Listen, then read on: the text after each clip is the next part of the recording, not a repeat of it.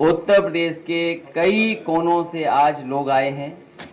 मैं उन सभी नेताओं का, कार्यकर्ताओं का जो आज समाजवादी पार्टी में शामिल हो रहे हैं, सदस्यता लिए, मैं उन सब का स्वागत करता हूं, बहुत बहुत बधाई देता हूं।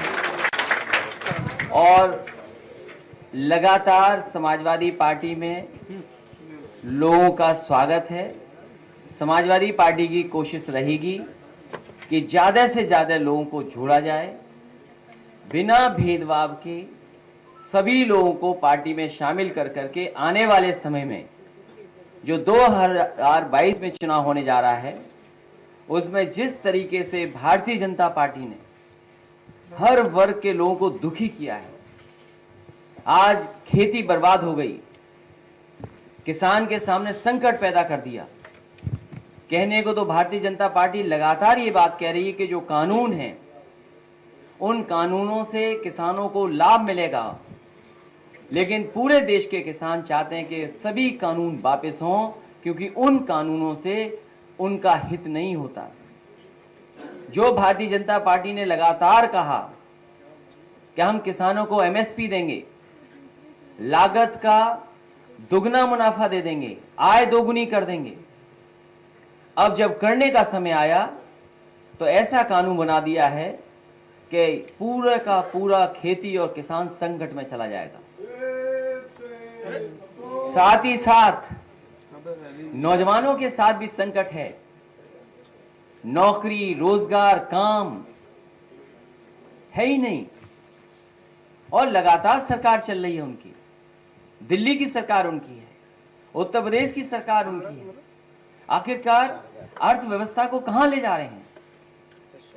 किसान अगर हमारा बर्बाद हो जाएगा, नौजवान के हाथ में काम नहीं होगा, और जो सपने दिखा रहे हैं कि इन्वेस्टमेंट आ रहा है, आखिरकार इन्वेस्टमेंट अगर आ रहा है तो जा कहां रहा है?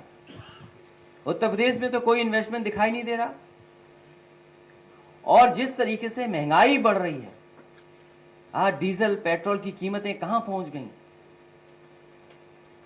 100 नंबर ऐसा बन गया है कि लोग देख रहे हैं कि आखिरकार महंगाई जा कहां रही है।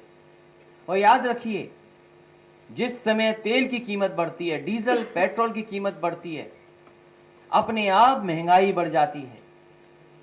और सरकार ये मुनाफा लेकर के आखिरकार मुनाफे का पैसा ले कहां जा रहे हैं?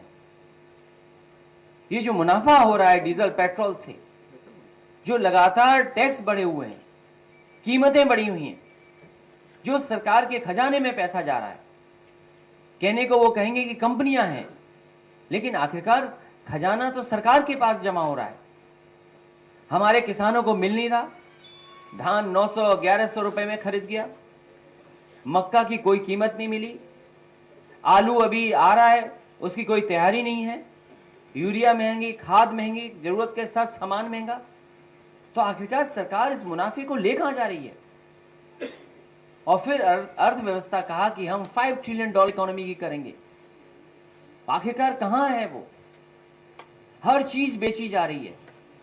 और याद रखना, जब बेची जाएगी चीजें तो जो संविधान हमें अधिकार देता है, उन संविधान के अधिकारों को भी सरकार छीन रही है। अगर हर चीज प्राइवेट हो जाएगी तो जो संविधान ने हमें अधिकार दिया है नौकरी का, वो आखिरकार नौकरी रोजगार कहां मिलेगा हमें? और फिर दिल्ली की सरकार कहती थी हम $5 ट्रिलियन इकोनॉमी की बना लेंगे। उन्हीं की नकल करते करते उत्तर प्रदेश की सरकार बोलने लगी हम $1 ट्रिलियन इकोनॉमी बनाएंगे। अब बजट पेश होने जा रहा है, उत्तर प्रदेश की जनता देखेगी कि आखिरकार ये जो सपना दिखाया था उत्तर प्रदेश को $1 ट्रिलियन इकोनॉमी का, उस सपने को बजट के माध्यम से कितना पूरा कर रहे हैं।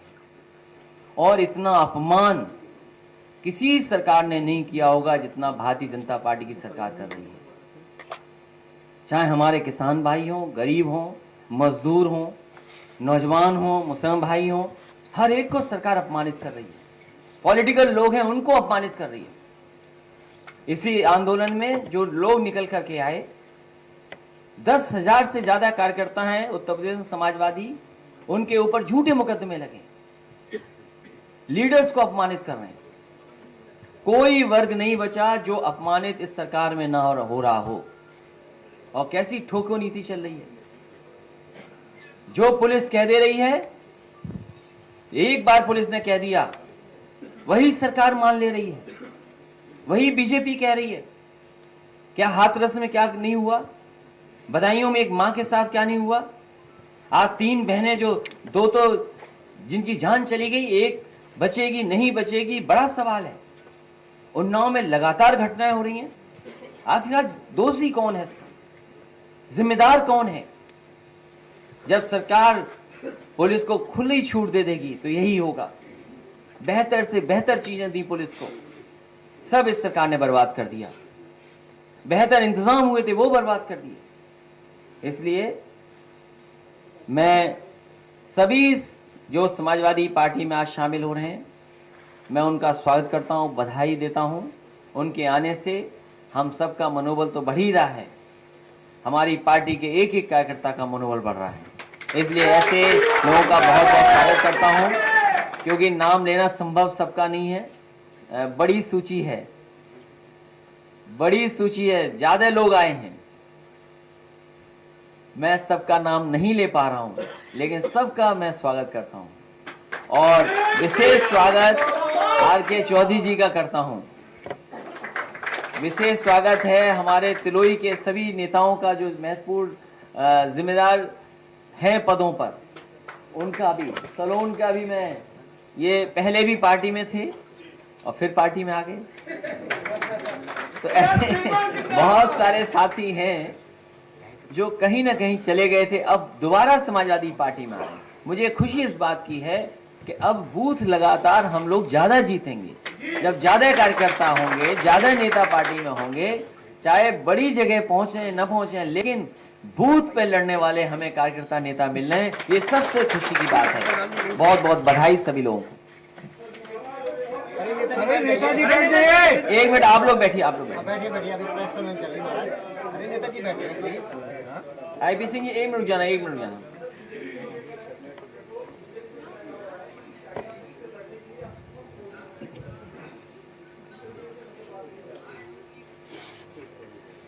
भारतीय जनता पार्टी के तर्क में अगर आप फंसेंगे तो आपका सत्यानाश हो जाएगा।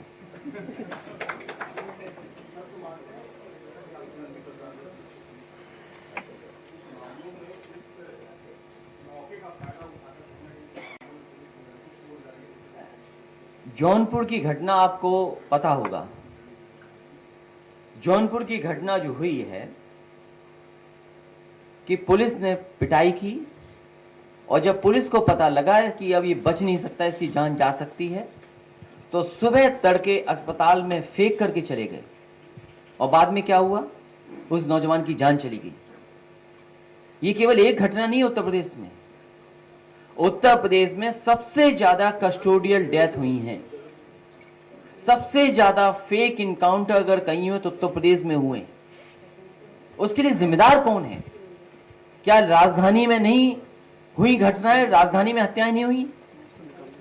राजधानी लखनऊ में हत्या हुई और दिखावे के लिए एक इनकाउंटर दिखा दिया।